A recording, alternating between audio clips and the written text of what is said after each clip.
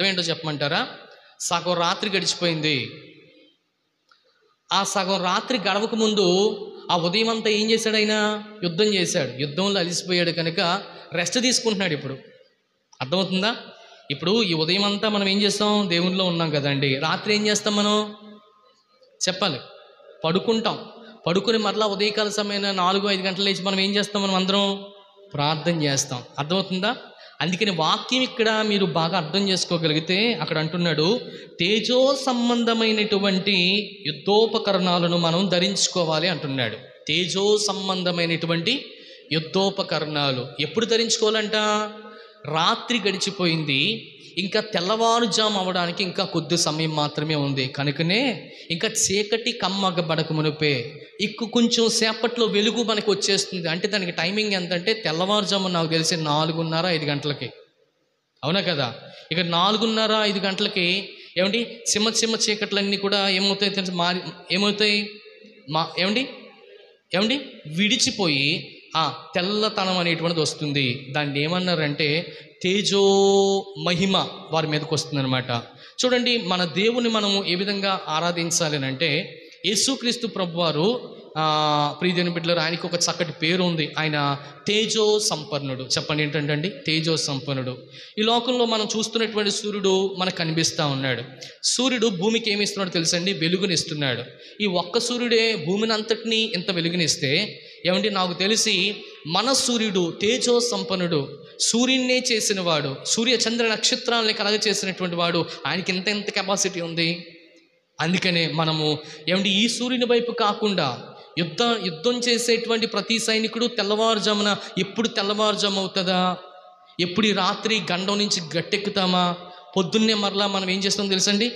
మరలా కవచాలు ధరించుకుంటూ మరలా యుద్ధానికి సిద్ధపడి ఎప్పుడు వెళ్దామా అని వారు ఎలాగైతే సిద్ధపడి ఉంటారో, దేని కొరకు? సూర్యుని కోసం ఎదురు చూస్తున్నారో, ఆ యొక్క తెల్లవారుజాము కోసం ఎదురు చూస్తున్నారో, మనము కూడా ప్రతిరోజు కూడా ఏమండి దేవుని కొరకు ఎదురు చూసేటువంటి వారంగా ఉండాలి. ఇక్కడ మీరు వాక్యాన్ని మీరు చూడగలిగితే తేజో సంబంధమైనటువంటి యుద్ధోపకరణాలు అన్నాడు. తేజో సంబంధమైనటువంటి యుద్ధోపకరణాలు. తేజో సంబంధమైనటువంటి యుద్ధోపకరణాలు అంటే ప్రియదేవుని బిడ్డలారా గమనించండి, ఆ యుద్ధం చేసేటువంటి సైనికుడి దగ్గర ఉన్నటువంటి ఆభరణాలు మామూలు ఆభరణాలు కాదంట. అవి ప్రకాశవంతమైనటువంటి ఆభరణాలంట. అవి తేజో మహిమనిచ్చేటువంటి ఆభరణాలంట. ఈలోక సంబంధమైనటువంటి యుద్ధోపకరణాలు, ఈలోక సంబంధమైనటువంటి ప్రియదేవుని బిడ్డలారా ఆభరణాలన్నీ కూడా మనుషుల చేత ఏం చేయబడ్డాయి తెలుసండి? ఏం చేయబడ్డాయి? మనుషుల చేత సాన పెట్టబడ్డాయి. కానీ ఇప్పుడు ఉదయకాల సమయాన్న మనం లెగిచి ఆయన సన్నిధిలో మోకరించి ఆయన ప్రహర్షించి పరకరించి ఏమంటే మనమందరం కూడా ప్రహర్షించగలిగితే ఆయన యొక్క తేజో మహిమ మన మీదకి వస్తుంది. ఆ మహిమ చేత మనం బలోపేతం అవుతాము. ఆ బలము చేత మనం మరలా ఏం చేయబడతాం తెలుసండి? యుద్ధం చేస్తాం. ఏ రోజుకి బలం ఆ రోజుకే సరిపోతుంది. నేను అంటున్నాను మన జ్ఞానం చేతో, మన బలం చేతో, మన కండబలం చేతో చాలామంది యుద్ధం చేసి అందరూ కూడా విఫలమైపోయారు. కానీ మనం చాలా జాగ్రత్తగా ఏం చేయాలి తెలుసండి? యుద్ధం చేయాలి. మీకు చాలాసార్లు చెప్పాను, మన యొక్క భారతదేశానికి జాతిపిత ఎవరు? మహాత్మా గాంధీ గారు. సో మహాత్మా గాంధీ గారు కోసం ఒక మాట చెప్తాను, వినండి. ఆయన ప్రియదేవుని బిడ్డలారా, ఆయన్ని ఒక న్యూస్ ఇంటర్వ్యూలో అడిగారంట, అసలు మీరు ఏమీ పట్టుకోలేదు, కర్ర లేదు, కత్తి లేదు, ఏమీ లేదు, కానీ మీరు ఎలా స్వాతంత్రాన్ని సంపాదించారు అని చాలామంది ఆయన దగ్గరికి వచ్చి ఇంటర్వ్యూలో అడిగితే గాంధీ మహాత్మా గారు ఒకటే చెప్పాడు. ఆయన ఏంటో తెలుసండి? నిజంగా చెప్పాలంటే బ్రిటిష్ వాళ్ళ దగ్గర గన్నలు ఉన్నాయి, మా దగ్గర గన్నలు లేవు. వాళ్ళ దగ్గర కత్తులు ఉన్నాయి, మా దగ్గర కత్తులు లేవు. మా దగ్గర అన్నీ ఉన్నాయి, మా దగ్గర కర్రలు తప్ప ఏమీ లేవు. కర్రలతో మేము ఏం చేస్తాం? ఫైట్లు చేయలేం. కర్రలతో ఫైట్ చేస్తే మనల్ని చంపేస్తారు. కనుకనే మేము దేన్ని ఆభరణాలని ధరించుకోలేదు. మేము ధరించుకునేటువంటి ఆభరణం ఏదన్నా ఉందంటే ఒకే ఆభరణం ఉంది. ఆ ఆభరణం ఏంటో తెలుసా? ఏముంది?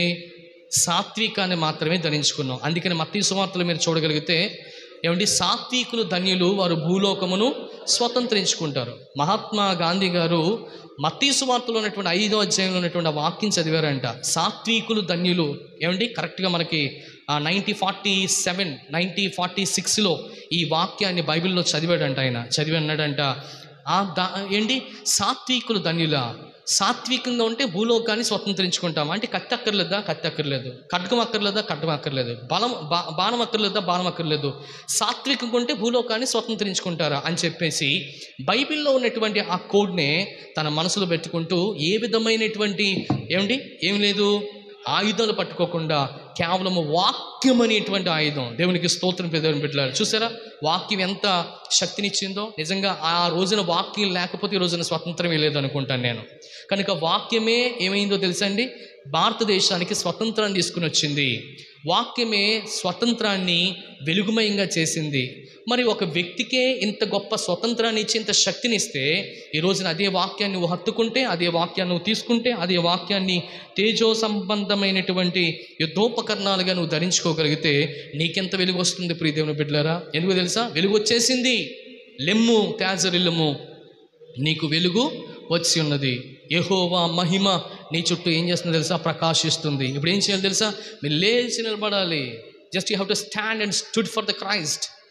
మనం లేచి నిలబడి మనం ఇప్పుడు యుద్ధోపకరణాలన్నీ కూడా చీకట్లోనే ధరించుకోవాలి. వెలుగు వచ్చిన తర్వాత శత్రువు ఒకేసారి వచ్చి మనల్ని కొట్టేస్తాడు. వెలుగు రాక మునిపే రాత్రికాల సమయంలో ఇంకొక గంటలో మనకి వెలుగు మన దగ్గరికి వస్తుంది అనగానే చీకటి కమ్మకి బిడక మునిపే మనం ఏం చేయాలి తెలుసండి? ప్రార్థన చేసేటువంటి వారుగా ఉండాలి. అందుకనే తల్లులు, తండ్రులు, మీరు లెగిచి మీ పసిపిల్లల ప్రాణం కొరకు ఏ కాలం అంట? వేకువ జామ అన్నాడు. వేకువ అంటే చెప్పమంటారా? ఇంకా చీకటిగా ఉన్నప్పుడే. యేసుక్రీస్తు ప్రభు గారు ఇంకా పెందలాడక మునుపు ఇంకా చీకటిగా ఉన్నప్పుడే ఆయన ఏం చేశాడు? ప్రార్థించడానికి వెళ్ళాడు. చూసారా, ఇవన్నీ కూడా యుద్ధోపకరణాల్లో విజయాన్ని సాధించడానికి దేవుడు ఇచ్చినటువంటి వాక్యాలు. కనుక మనం కూడా దాన్ని పాటించగలిగితే నీ జీవితంలో కూడా గొప్ప శాంతిని, సమాధానాన్ని దేవుడు అనుగ్రహిస్తాడు అని తెలియజేస్తాం.